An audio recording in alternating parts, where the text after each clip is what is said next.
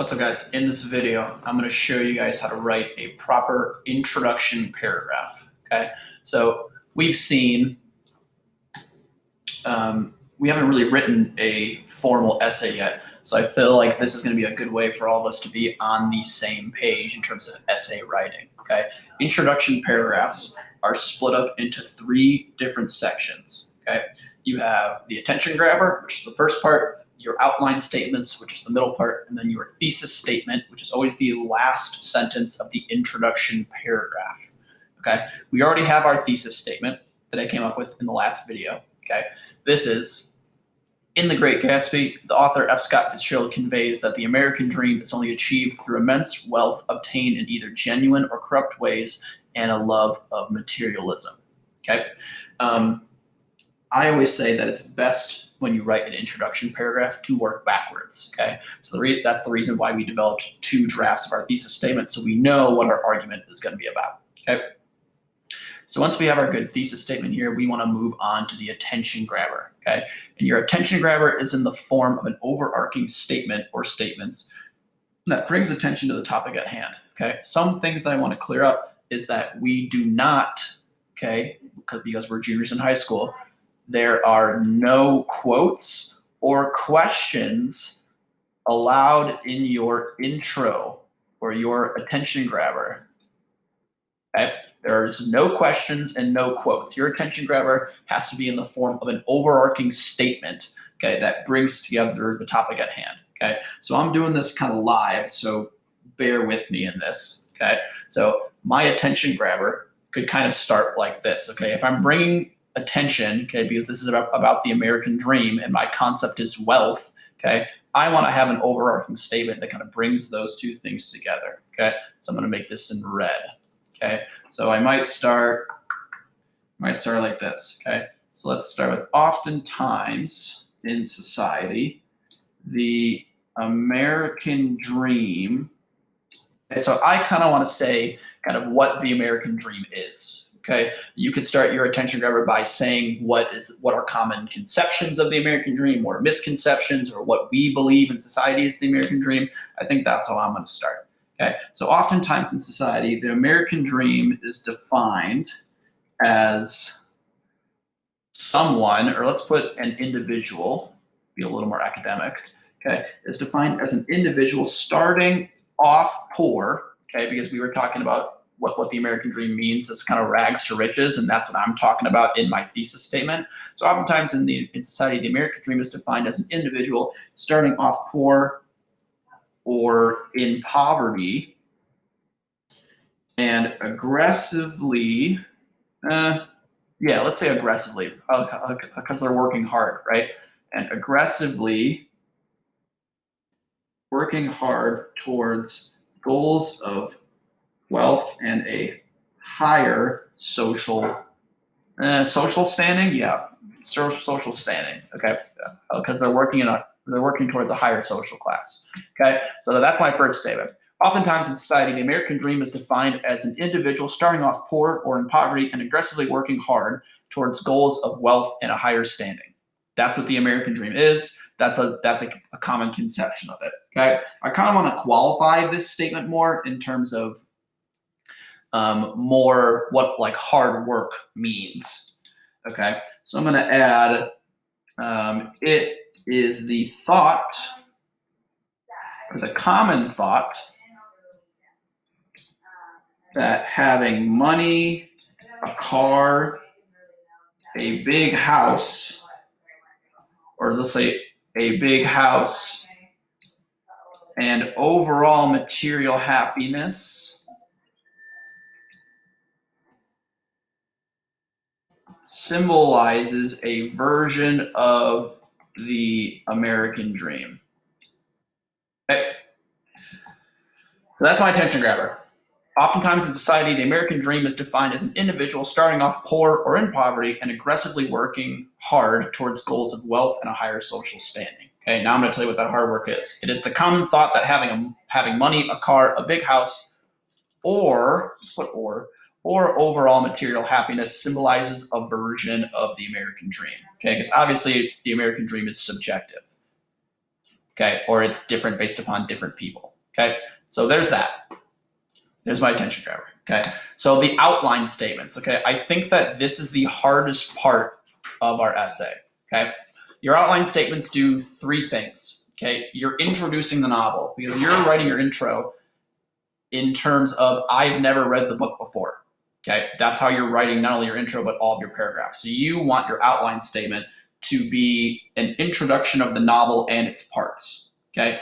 You also want to indicate the structure and the methodology of the essay, often with the major sections of the essay or its structural principle clearly stated, okay? What those words mean basically is what are you going to see in my essay when I write it? What evidence am I going to see? What am I going to try to explain to you in terms of the American dream? Okay, so you want to indicate what is going on in your essay, okay? So I have my attention grabber. Now my outline statements have to kind of tie this together. Okay, so once again, this is live, so bear with me here. Okay, so let's make this purple first of all.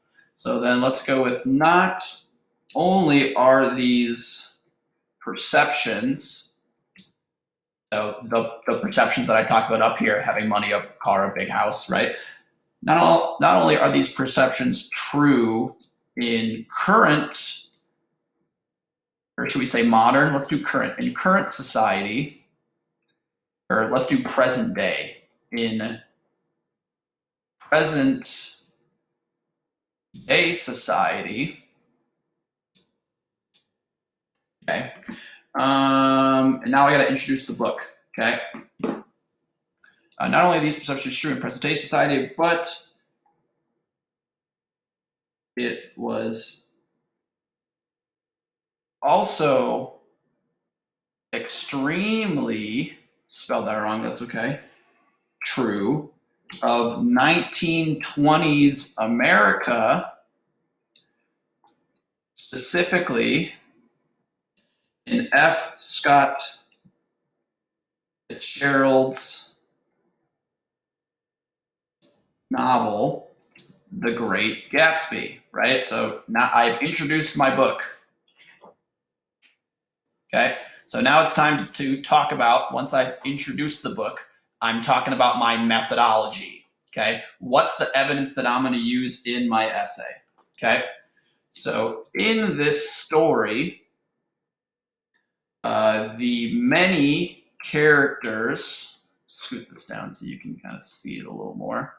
Okay, the many characters like Gatsby, because a lot of these characters love material wealth and they think that their American dream is rooted in material wealth, okay? Because this essay is going to be 5 pages, right? So I want to make sure that I have a lot of examples and that I give myself as many opportunities to say how the American dream is only achieved through wealth and materialism, how that functions with different people, okay? So let's say there are many characters like Gatsby, let's say Tom, let's say Daisy, let's say Myrtle, right? Because that's a big one too. Let's say her husband George, and let's say Nick too. In the story, the many characters like Gatsby, Tom, Daisy, Myrtle, George, and the narrator Nick all try to improve themselves. Okay, and it's not only themselves because they're trying to improve their social standings, but they're also trying to improve their how they kind of give themselves off or how they kind of present themselves to others. So that's kind of self-image, right? So they all try to improve themselves and their self-images, okay, through, okay, what I'm talking about, right? Wealth and materialism. Okay, so I've told you now in my outline statements, right? I have told you in the story, many characters like Gatsby, Tom, Daisy, and Myrtle, they all try to improve themselves through the wealth of materialism. Those people I'm going to talk about, but what specifically about those people am I going to talk about? Okay. Obviously, these characters all interact with one another, so I want to say that these interactions between these different types of people or their different social standings, that lends itself to the American dream. So that's what I kind of want to say. So let's say through the interactions between these characters in separate or in different social classes, okay? The author, in different social classes and wealth, right? The author attempts to look at, or maybe examine, right? Examine is a better word.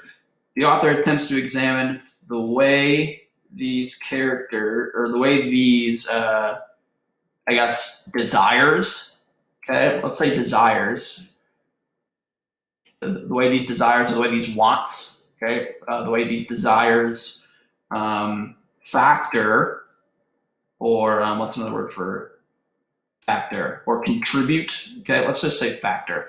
Factor into what it means to have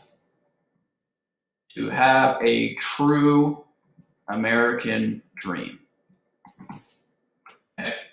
So remember, in your outline statements, okay, you're trying to say, not only introducing the novel and its parts, but you're indicating how I'm going to argue my point, right? I'm arguing it with characters like Gatsby, Tom, Daisy, Myrtle, George, and Nick, which means in my essay, in my body paragraphs, you should see all of these characters being mentioned. If you don't, okay, then I'm doing something wrong, okay? But those are all the characters that I'm going to be talking about and how they interact with each other, even though they're of different social classes, okay? Which then leads to my thesis statement. Thus, in The Great Gatsby, the author F. Scott Fitzgerald conveys that the American dream is only achieved through immense wealth obtained in either genuine or corrupt ways and a love of materialism, okay? I say genuine or corrupt ways, so maybe I should try to include that up here, okay? So in the story, the many characters like Gatsby, Tom, Daisy, Myrtle, and George, and the narrator Nick all try to improve themselves and their self-images through wealth and materialism. I'm gonna say in any way possible, okay? Because even though that's general, right, that leads to this, okay? So now I talk about that, okay? So obviously my thesis we already went over, answers the question, takes a position, is specific and answers so what, right? So if you're worried about your introduction like not being long enough, okay, just look at this, okay? We've split this up into 3 different sections, okay?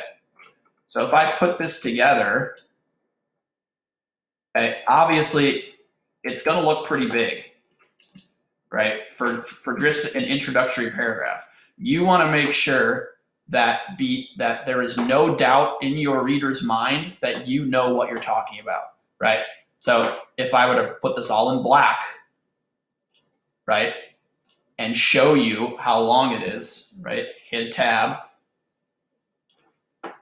okay, and then double space it, right? This is a pretty good intro. This is almost half a page, okay? And that's how you write an introductory paragraph, right? Attention grabber, right? An overarching statement that brings attention to the topic at hand. Okay, no quotes or questions. Your outline statements are next. Introduce the novel and its parts. Indicate how I'm going to write my essay or the evidence that I'm going to use, and then your thesis statement.